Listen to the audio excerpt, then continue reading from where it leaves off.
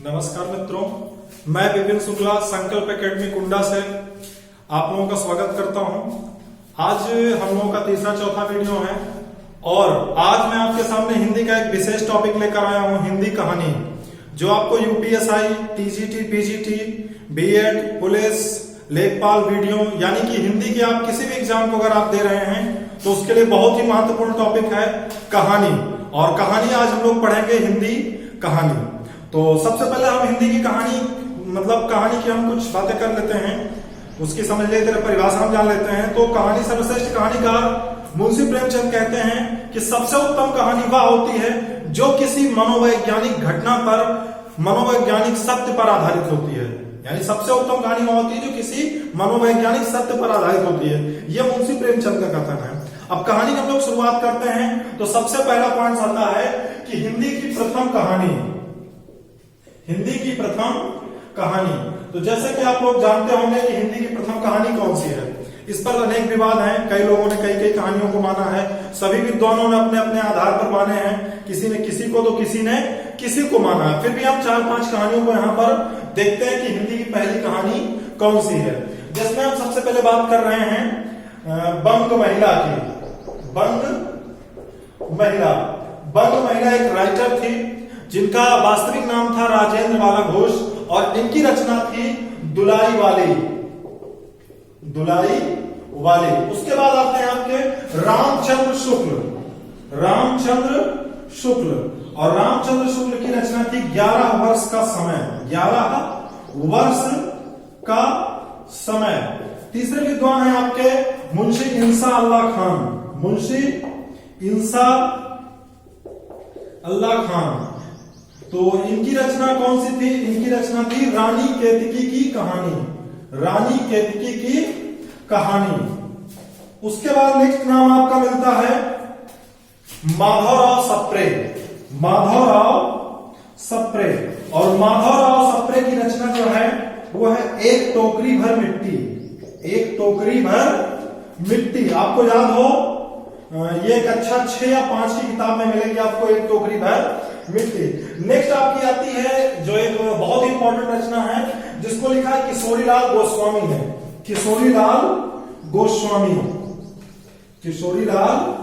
गोस्वामी। और इनकी रचना कौन सी है? इंदुमती। अब ध्यान दे लेते हैं कि ये 5-6 कहानियां हैं हमारे सामने, है तो कई कहानियों में, लेकिन यहीं पर आपका सर्वश्रेष्ठ प्रथम कहानी पर विवाद अंत में खत्म हो जाता है। जो आपकी मेन कहानी आती है किशोरीलाल गोस्वामी और मुंशी इंसा अल्लाह खान, ये 2 रचनाएं ऐसी हैं जिनको प्रथम कहानी का दर्जा ज्यादातर विद्वान देते हैं। हम यहाँ पर ये फाइनल नहीं कर रहे हैं कि कौन सी कहानी को पहली कहानी माना जाता है, बाकी दोनों को अनेक विद्वानों ने अपने आधार पर माना है। ठीक है, तो ये हमारी प्रथम कहानी हो गई। अब हम आते हैं सर्वश्रेष्ठ कहानीकार या सबसे बड़े कहानीकार कौन से हैं? तो आप सब लोग जानते हो कि सबसे बड़ा कहानीकार है मुंशी प्रेमचंद। तो हम लोग थोड़ा सा मुंशी प्रेमचंद के बारे में पढ़ेंगे, उसके बाद हिंदी की सर्वश्रेष्ठ लगभग 25 से 30 रचनाओं को पढ़ेंगे जो ज्यादातर किसी न किसी एग्जाम में पूछी गई हैं और सबसे वो महत्वपूर्ण है। तो हम मुंशी प्रेमचंद को थोड़ा सा पढ़ते हैं।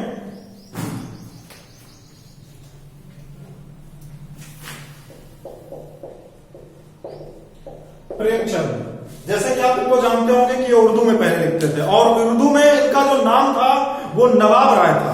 इनका हालांकि वास्तविक नाम जो था वो धनपत राय था, लेकिन उर्दू में नवाब राय के नाम से लिखते थे और प्रेमचंद नाम से इन्होंने बाद में लिखना शुरू किया था। तो हम सबसे पहले बात करते हैं इनकी कहानियों की। तो इनका एक कहानी संग्रह है सोजे वतन, जो कि अंग्रेजों द्वारा प्रतिबंधित हो गया था। सोजे वतन अंग्रेजों द्वारा जो कि प्रतिबंधित हो गया। तो नेक्स्ट आपका इनका आती है, जो प्रथम कहानी की बात करें तो इनकी प्रथम कहानी आती है बड़े घर की बेटी। और अंतिम कहानी इनकी आती है आपकी, तो आप सब लोग जानते होंगे इनकी अंतिम कहानी कौन सी है? कफन, जो हिंदी की एक सर्वश्रेष्ठ कहानी मानी जाती है कफन। यह मुंशी प्रेमचंद का कुछ रिकॉर्ड था। हालांकि इन्होंने लगभग 300 के ऊपर कहानियां लिखी हैं और बहुत सारी कहानियों का इनका है और उनकी सर्वश्रेष्ठ कहानियां रहती हैं और जिस भी कहानियों पर लिखा है उनका वास्तविक समाज को दिखाकर रख दिया है। अब हम लोग आते हैं मुंशी प्रेमचंद के बाद अनेक युग आए, अनेक आंदोलन हुए, तो इसी में एक कहानी आंदोलन चला, एक कहानी का आंदोलन चला। और उस कहानी आंदोलन में अनेक लोगों ने अपने अपने विचारों के साथ कहानियों को लिखना शुरू किया। तो हम 5 से 6 आंदोलन पढ़ देते हैं जो हमारे लिए बहुत इंपॉर्टेंट है। तो ध्यान देते हैं, एक आता है आपका आ कहानी। एक कहानी आंदोलन था, यानी कि इसके अंतर्गत कई कहानियां लिखी गई। और इसके जो प्रवर्तक हैं वो कौन है? गंगा प्रसाद बिमल। गंगा प्रसाद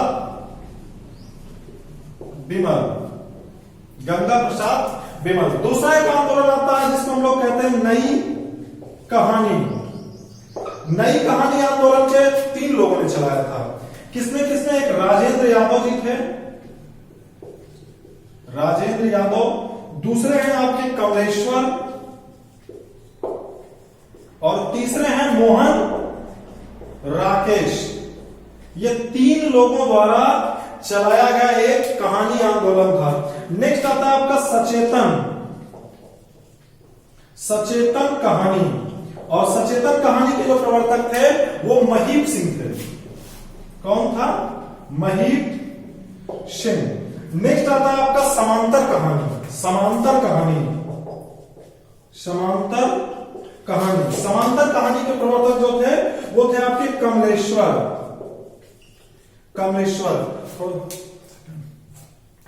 तो ये आपके कुछ कहानी आंदोलन थे, और इन कहानी आंदोलनों से ही आपके तमाम क्वेश्चन निकल सकते हैं।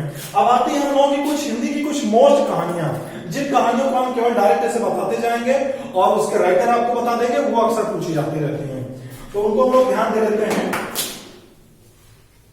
जैसे कि एक कहानी आपकी है उसने कहा था। क्या था? उसने कहा था।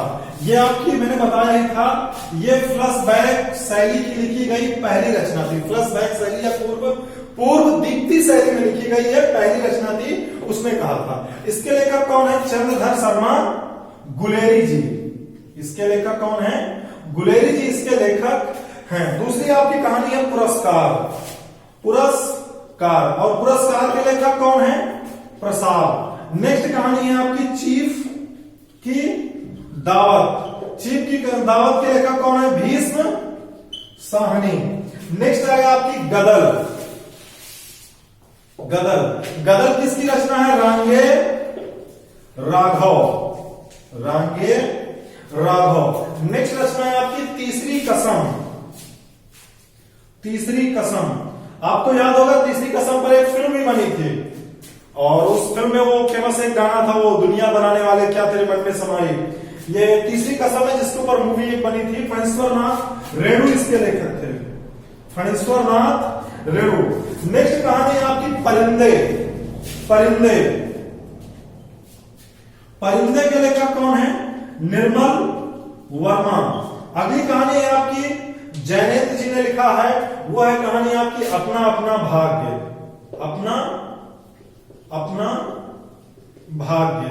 ये लिखा है किसने? जैनेन्द्र ने। अब थोड़ा सा 2-4-6 कहानियां और हैं, तो वो जो है आपकी बहुत ही इंपॉर्टेंट है, जो कई बार पूछी गई है। जैसे आपने ध्यान दिया होगा, एक कहानी है पर्दा। आपने देखा होगा पर्दा BA सेकेंड ईयर के आसपास थी, जिसमें एक खान साहब आते हैं करके। तो इसके लेखक कौन थे? यशपाल का आपने नाम सुना होगा, झूठा सच। इनकी रचना थी अमिता दिव्या। नेक्स्ट कहानी है आपकी पिता। यह आपका TET 2013 के एग्जाम में पूछी गई थी जूनियर वर्ग में। इसके लेखक कौन है? ज्ञान रंजन। नेक्स्ट कहानी आपकी सिक्का बदल गया। इसके लेखक कौन है? कृष्णा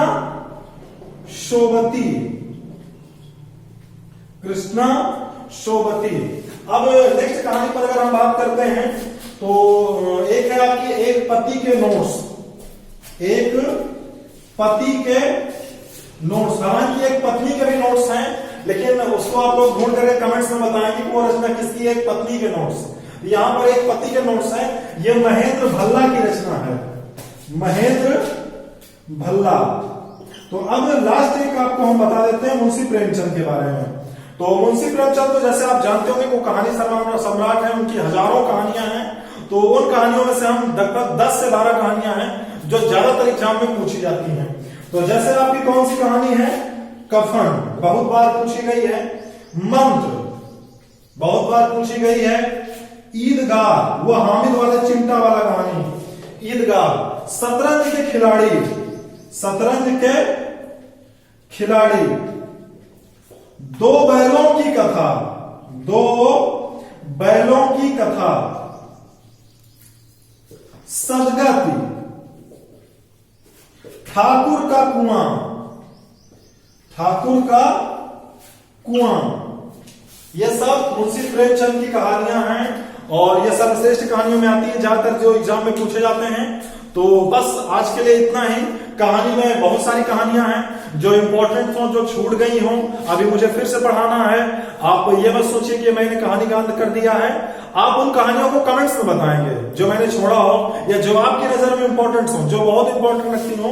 और बाकी आप लोग चैनल को थोड़ा सब्सक्राइब करिए और आगे बढ़ाइए। हम लोगों को प्रोत्साहित करिए कि हम लोगों का एक छोटा सा प्रयास शुरुआत हुई है और बिना कोई संसाधन उपलब्ध नहीं है, वैसे हमने एक प्रयास किया है और हो सकता है कल या परसों से आपको सभी टीचरों की क्लासेस मिलना शुरू हो जाएंगे। तो धन्यवाद, फिर मिलते हैं नेक्स्ट वीडियो में।